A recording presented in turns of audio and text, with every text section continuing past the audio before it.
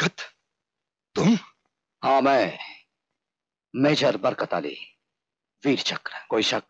कोई शक नहीं मेजर बरकत अली। तुम्हें देखकर तरस आता है। क्या मिला तुम्हें? वीर चक्र?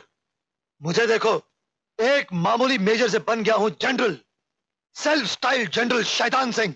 तूने कभी यह जानने की कोशिश की कि तेरी मां ने तेरा नाम शैतान सिंह क्यों रखा?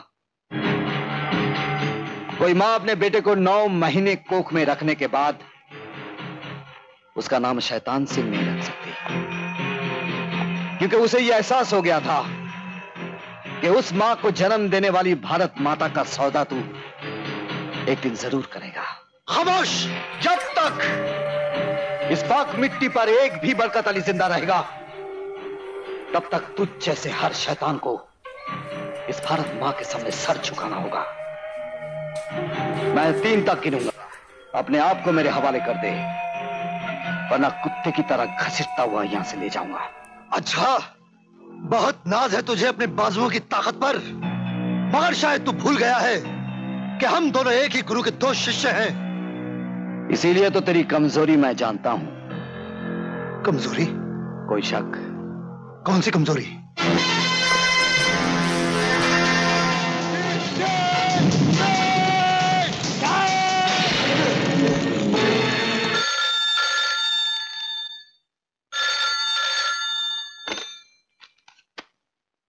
मेजर बरकत अली, तो तुम ही हो वो सूरमा जिसने मेरे भाई की गर्दन पर हाथ डाला है। अभी तो सिर्फ गिरेबान पे हाथ डाला है, कुछ ही दिनों में उसके गले में फांसी का फंदा भी मैं ही डलवाऊंगा।